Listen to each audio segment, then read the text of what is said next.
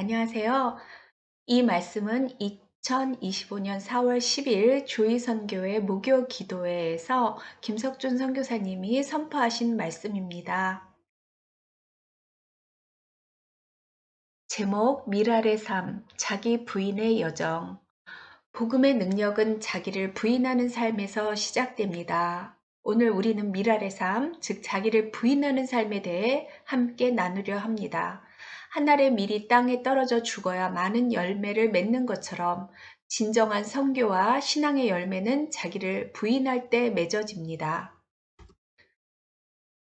요한복음 12장에서 예수님께서는 인자가 영광을 얻을 때가 왔다. 예수님은 십자가를 앞두고 헬라인들이 찾아왔을 때 인자가 영광을 얻을 때가 왔다고 선언하셨습니다. 그러시면서 밀알에 비유하셨습니다. 한 알의 밀이 땅에 떨어져 죽지 않으면 한 알 그대로 있지만 죽으면 많은 열매를 맺습니다. 또한 예수님은 자기를 부인하는 삶을 선포하셨습니다. 예수님은 십자가와 자기 부인을 통해 복음의 능력이 나타남을 가르치셨습니다. 김석준 선교사님의 조이에서의 여정과 또한 그동안 어떤 사역과 또 사역지에서 어떤 삶을 사셨는지 간략하게 요약해 드리겠습니다. 첫 조이와의 만남, 중학교 시절 이태웅 형제님의 보혈의 능력, 설교를 통해 조이에 대한 첫 인상이 형성되었습니다. 이때 이태웅 형제님의 보혈의 능력에 대한 설교가 5번, 6번, 7번, 그래도 끝나지 않고 무려 10번까지 그렇게 선포되었다고 합니다. 두 번째는 열정적인 기도 모임, 대학생이 된 이후에 화요 모임에서 또 간사로 일할 때 화요 대학생 모임이 끝나고 난 후 몇몇 광신자들, 최진희 선교사님, 이종구 선교사님, 김익은 선교사님, 김인호 목사님 이런 분들과 함께 세계 지도를 펴놓고 밤새 기도를 하곤 했다고 합니다. 이분들이 모두 선교사와 또 선교사를 파송하는 일을 일생 동안 감당했다고 해도 과언이 아닙니다.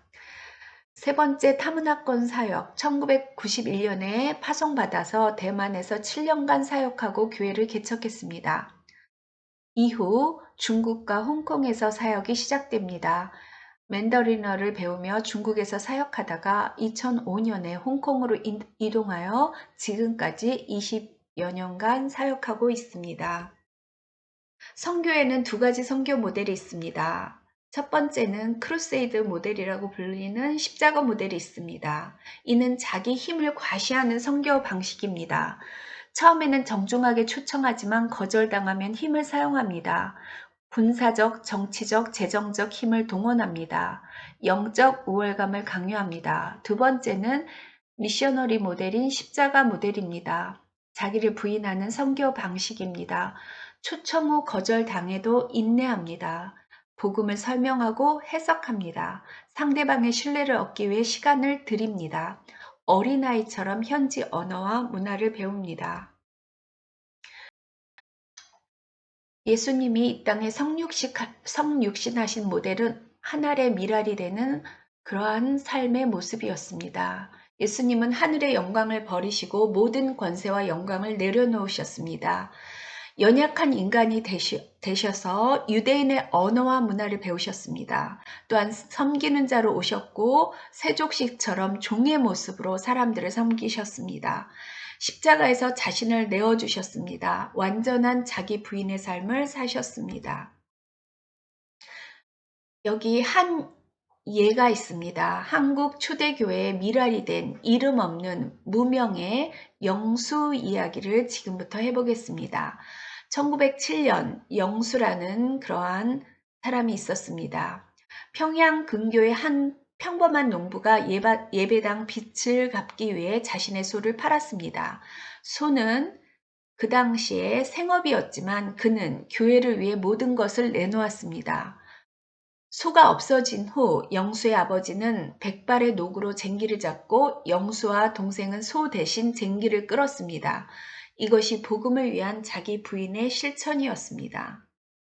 이는 무명한 자의 자기 부인을 보여주는 대표적인 예입니다. 영수의 실제 이름은 알려지지 않았지만 그의 이야기는 미국 교회에 널리 알려졌습니다. 이는 진정한 신앙이 무명함 속에서도 빛날 수 있음을 보여줍니다. 한국 교회의 선교 시작 역사를 보겠습니다. 1912년 총회가 결의하여 장로교 총회 설립과 동시에 중국 산둥으로 선교사를 보내기로 결의했습니다. 우리나라에서도 선교사가 파송되는 그런 역사가 시작된 것이었습니다. 이는 작은 교회의 큰 결단이었습니다. 당시 교인 수는 12만 명, 목사는 50명에 불과했습니다.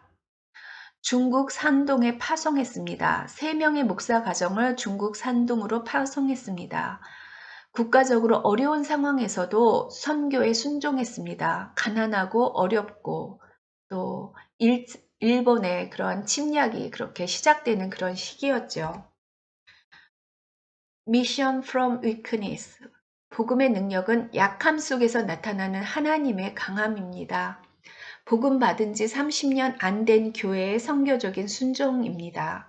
한국, 중국, 서구 교회 간의 협력과 연대가 이루어졌습니다. 또한 자기 부인의 선교가 이루어진 것입니다. 소유가 아닌 복음의 경험을 나누는 선교입니다. 또한 우리는 또 다른 예로 방지일 선교사님의 미랄의 삶을 살펴볼 수 있습니다. 그는 평양신학교를 졸업한 후 미국 유학 대신 중국 선교를 선택했습니다. 1937년에요. 중국에 가면 꼭 중국 사람이 되셔야 합니다라는 조언을 따라 그는 중국의 문화와 언어를 배웠습니다. 한국 교회가 아닌 중국 산둥 장로교회에 교족을 두었습니다. 중국의 4번의 정권 변화와 전쟁 속에서도 1957년까지 중국에서 사역했습니다. 많은 선교사들이 자기 나라로 귀국했지만 방지일 선교사는 그렇게 하지 않고 거기에 남으셔서 계속 선교를 했습니다. 하나님의 선교는 어떠했나 살펴보겠습니다. 홍해 앞에서 모세가 받은 메시지, 두려워하지 말고 잠잠히 서서 하나님이 어떻게 일하시는지 지켜보라. 하나님의 선교는 바로 하나님의 일하심을 보는 것입니다. 또한 하나님의 선교에 동참하는 것입니다. 우리의 선교가 아닌 하나님의 선교에 참여하는 것입니다. 또한 마음이 잠잠해야 하나님의 음성을 들을 수 있습니다. 무엇보다 우리는 하나님께 초점을 두어야 합니다. 내가 무슨 일을 하는가 보다 하나님이 어떤 일을 하시는지에 집중할 때 기쁨이 생깁니다. 방지일 선교사님은 그렇게 중국에서의 선교를 마치고 중국에서 철수를 하게 됩니다. 중국 선교 공식 기록에는 53년 7월에 모든 외국 선교사가 철수했다고 기록되어 있습니다. 그러나 방지일 선교사는 다른 선교사들이 모두 떠난 후에도 57년까지 중국에 남아 있었습니다. 교적이 중국 교회에 있었기 때문에 중국인으로 간주되어 오랫동안 머물 수 있었습니다. 결국 유엔의 중재로 한국에 돌아오게 되었습니다. 이 방지일 선교사님께 중국 형제 자매들의 마지막 선물이 있었습니다. 방지일 선교사가 1957년 귀국할 때 한국에서의 생활을 걱정한 중국 신자들이 그의 성경책 사이에 몰래 돈을 숨겨두었습니다. 부산에 도착해서 안기부 조사를 받는 과정에서 발견된 이 선물은 진정한 나라와 국적과 인종을 초월한 그리스도의 사랑을 보여준 커다란 사랑이었습니다. 한국교회 선교 전개를 살펴보겠습니다. 1913년부터 57년까지 어려운 시기에도 65명의 선교사를 파송한 한국 선교사는 1980년대 경제 성장과 함께 선교사 파송이 급증했습니다. 그러나 자원이 풍부해지면서 초기 교회의 자기 부인 정신이 약화된 것은 아닌지 지금 이 시점에 돌아볼 필요가 있겠습니다. 중국 교회의 성장 단계 살펴보겠습니다. 파이오니아 단계, 개척 단계죠. 선교사들이 처음 복음을 전파하고 교회를 개척했습니다. 당나라 경교 시대 7세기부터 시작해서 1807년 모리슨, 1865년 CIM 등 복음 전파 시기입니다. 두 번째는 의존 단계입니다. 교회가 세워지면서 약 100년간 선교사와 외부 교회에 의존했습니다. 이 기간 동안 교회는 성장했지만 독립적 정체성이 부족했습니다. 세 번째는 독립 단계입니다. 공산화와 문화혁명 기간 동안 외부 의존에서 벗어나 하나님께만 의존하는 자립교회로 성장했습니다. 마지막으로는 상호 의존 단계입니다. 현재 중국 교회는 세계교회와 상호 의존하며 협력하는 단계로 나아가고 있습니다. 서로 돕는 거죠. 약 3,000명의 중국인 선교사가 전 세계에서 사역 중입니다. 감사한 일이죠. 21세기 글로벌 교회의 협력을 살펴보겠습니다. 먼저 아시아 교회입니다. 한국, 중국, 일본, 싱가포르, 필리핀 교회들이 각자의 은사로 선교에 참여합니다.